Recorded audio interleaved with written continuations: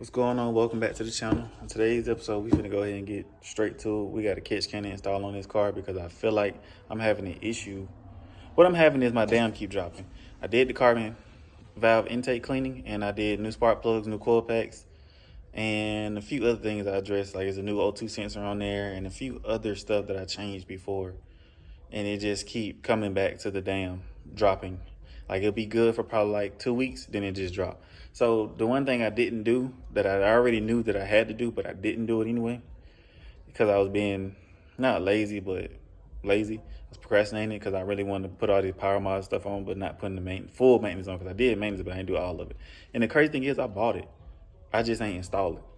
So let's go ahead and let me just show y'all what I got. So boom, we got us a little catch can. Boomba racing catch can that I should have been installed, that I had for a while now, but you know, I was being not cheap, but cheap. So we got a little catch can installed to add on that right there, because obviously it keep getting oil bypassing it somewhere somehow, and I feel like that's what's actually causing it to drop down after time, because it be straight at first when you're driving it. Everything be cool and dandy, but then the dam just start dropping, the car start feeling weird, and then yeah, so we're gonna go ahead and just swap this in. Well, not swap it in, install this and see how it goes. So first thing first, if you still top mount, the first thing you want to do is remove the engine cover. I don't have my engine cover because the top mount is actually bigger. It's actually way bigger than the cover can actually sit on top of or whatever. So I already took that off. But remove your intercooler. Mine, I have an upgraded charge pipe, so it just boom, and you know, there's a little clamp right there. Remove those two. Mine is a flathead or 8mm. Remove those two, and then the two bolts that hold the intercooler in, which is 12mm. Remove that one, and you should be able to slide the stock one out real easily. Like, you don't have to fight it. Me, I'm gonna have to fight it a little bit, but yeah. So first thing first, remove that intercooler right there. Get it out. All right, cool. So now once you got your intercooler off, mind you, everybody install or removal is different. I had to take this off to get my intercooler out because that's actually hitting against the intercooler, like it's very tight, so I had to take this off to get the intercooler out. But once you get the intercooler out, you're gonna look down next to this brown connector right here, brown orange-ish connector right here. You're gonna look for an L-shaped hose. Granted, this L-shaped hose right here is actually connected down there, right here. So that's what it's gonna be connected to. You just remove those two clips.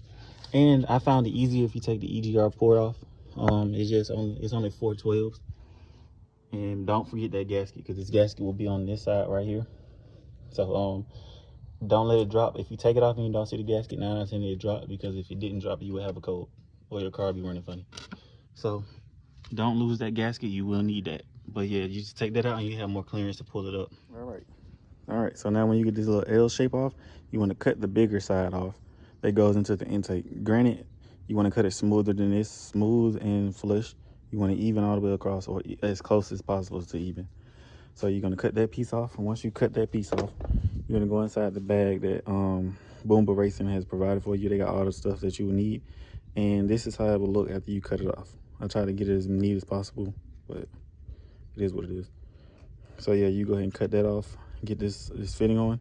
Make sure you put this O-ring on, this clamp on first, because once you put this fitting in, it's gonna be stuck in there. So let me go ahead and install this and show y'all how it looks. So this is what it will look like after you install everything. So you got the part that goes into the intake, the actual valve, then you got the hose. The hose is going to connect to the inside of the oil catch can, and this other hose is going to be the out of the oil catch can. And so I'm gonna go ahead and install this to show y'all where this go, and then we're gonna install it to the catch can, and then go from there. All right, so I got both of the hoses on, connected to the intake right here, and then I got the one connected to the block down there. I used that clamp right there instead of the screw-on clamp, due to the fact of it's gonna be hard to get down in there. Like, I don't know if you can see that, but there's not much room to get down there with something like a screwdriver or something to screw it on. So I just went ahead and used that style clamp. And now we're gonna go ahead and put the intercooler back on so we can line up the charge pipe. So we can line up the catch can, because the catch can goes into this bolt hole right here. So in order to do that, you got to have the intercooler back on. So let's go ahead and get this intercooler back in, and we're gonna go ahead and go from there. All right, so now once you got everything back together, this is how it will look. So I got my hoses routed out through the coming to the back here. If I can find the other one. There you go. Okay, so yeah, I got them both back here, routed back here, and this is the bracket that you're gonna use that they actually provide for you. It's a different size. It's a Allen. They actually should supply it inside of the thing, but I feel like mine is missing. But then again, I haven't looked. So yeah, this is the bracket that will mount the catch can up like this here, bow, and you will go from there. So everything's kind of somewhat put back together. I gotta actually put the coupler back on right there, and I gotta bolt those down. But this is just for me to line everything up. And once I get everything started, I'm gonna go ahead and tighten everything down. All right, so everything is installed. This is how it will look after it's put in. Like I said, they provide you with the bolt that's long enough to tighten all this down.